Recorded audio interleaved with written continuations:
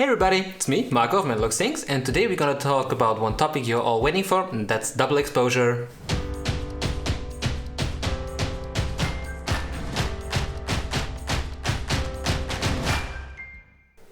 Okay, double exposure. What is it? What can we do? And how to achieve it with every Polaroid camera, let's say it like this, or most of the Polaroid cameras. It's pretty easy, and I will show you the trick in a second.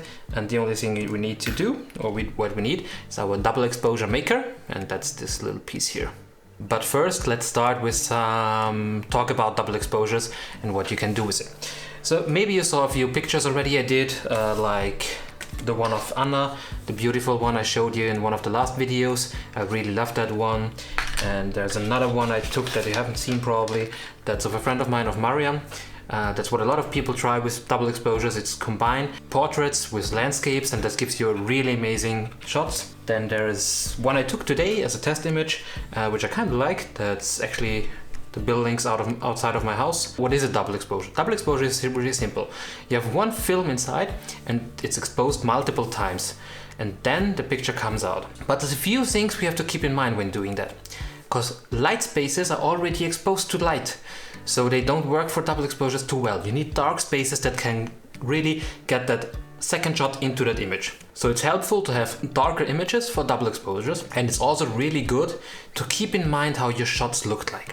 So when you're doing double exposures and try to make a really nice composition, keep in mind how your first shot looks when you're doing the second shot. That's really important if you want to go really straight angles or architectural. Keep in mind how the first shot looked like to put the second one in the right place. What else is there to think about? Well, double exposure is 2 times the light on one image. So you should always take the image a little bit darker to get that right result, if you're not really having the perfect composition of lighting to make it one perfect exposure. So these are a few little things you have to keep in mind when doing double or multi exposures. So if you're doing double exposure, it's always good to underexpose a little bit. If you're doing multiple exposures, underexpose a little bit more to compensate for that multiple exposures. So let's get in the technical side of our double exposure maker, that beautiful little piece of aluminum here. So things we need for that: it's an old cartridge of film, because our frames anymore.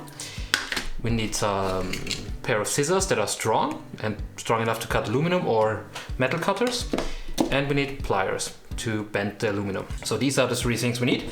I would also recommend getting some sanding paper, because the aluminum has some really sharp edges. So that's a disclaimer up front. Watch your fingers when you do that, because mine are completely cut. Yeah, mine are completely cut open from prototyping the double exposure maker. Yeah, so you should watch out what you do and how you do it, and watch your fingers. Otherwise you can't open your smartphone with fingerprint sensor. Okay, how does the process work in the Polaroid camera? That's an old Polaroid 601 camera. Yeah, well, it's not the camera anymore, it's a piece of the camera. It's actually the inside, the mechanics that throw out the film and everything. And what the camera does when the picture is exposed, it throws out that image. And what happens there is there's a little metal hook in the back here. So maybe you can see that, this little metal hook here.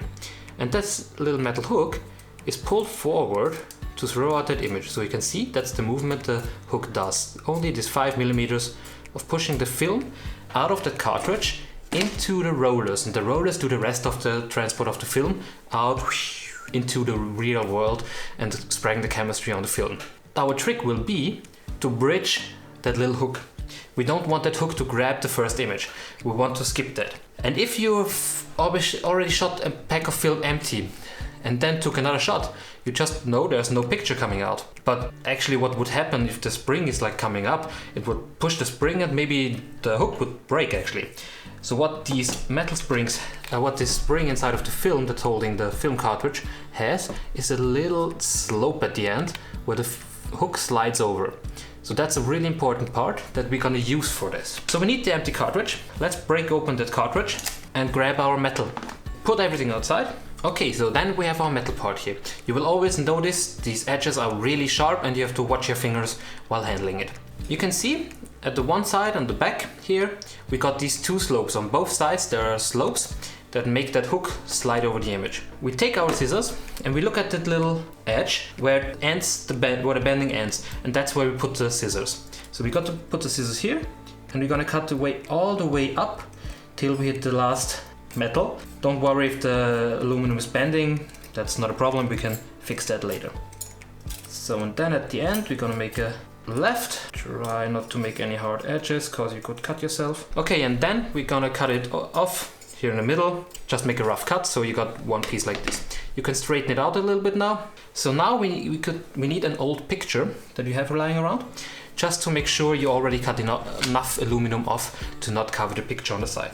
So just take a picture you already have, put our double exposure maker on the left edge of the image, lining up with the end, and see that it's not overlapping the image at all. So we are fine, and we cut off enough of the double exposure maker.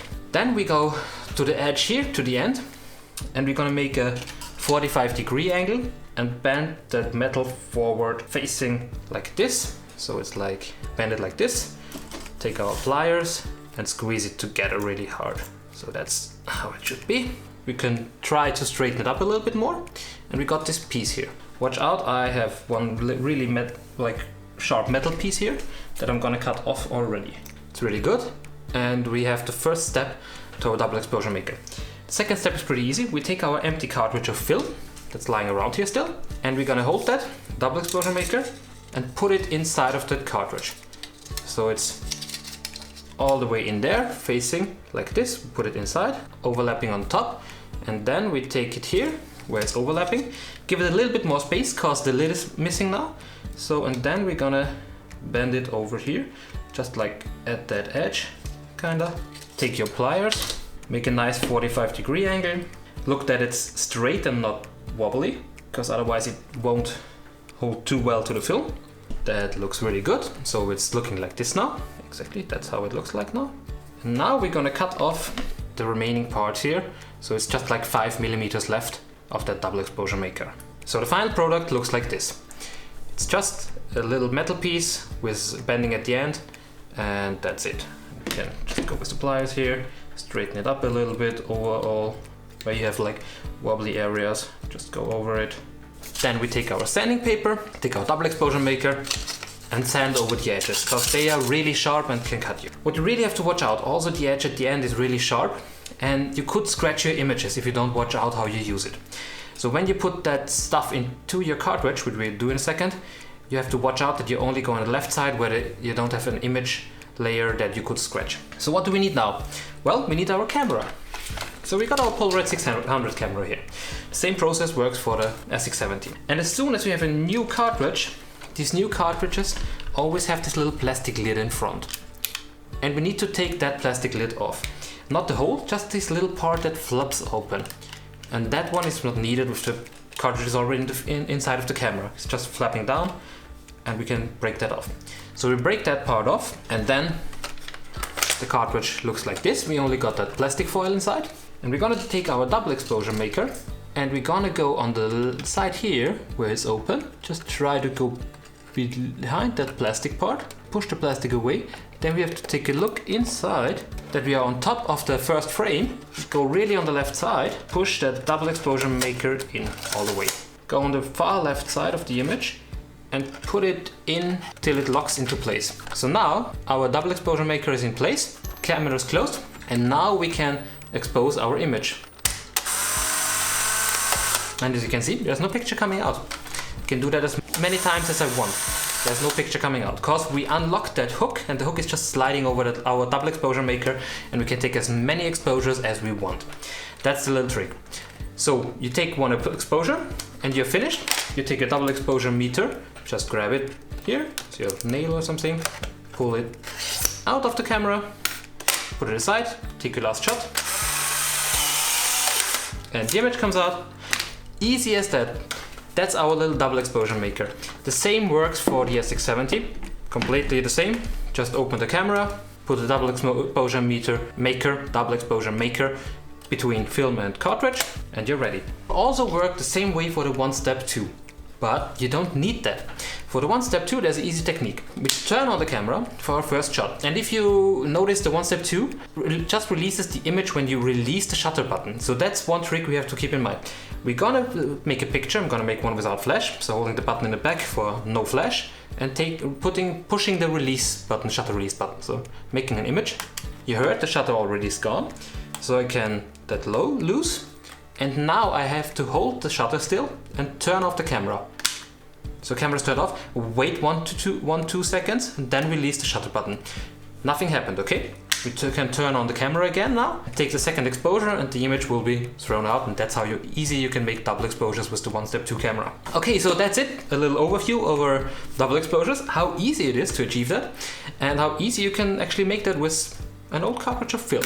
So I hope you liked the video. If any questions or any ideas or anything, drop them in the comments below. I'm happy to answer them or discuss them with you. If you liked the video, thumbs up. If you didn't like it, thumbs down. If you want to see more content like that, subscribe. And since double exposure is one of my favorite techniques, please share that video. I want to have more people doing double exposures with Polaroid cameras. It's a really rare technique seen with Polaroid cameras because there's not a lot of people knowing how to do it, but it just creates amazing images and absolutely my favorite technique. Just play around with it, use color gels on top of it like this. Take one with orange, take one with blue, take one with yellow, I don't know. Just go crazy, okay? But double exposure, great thing, do it. I love it and I'm doing a lot of things with it. And yeah, that's it for this week. Sorry that the video was late, but I messed up the one I prepared for this week.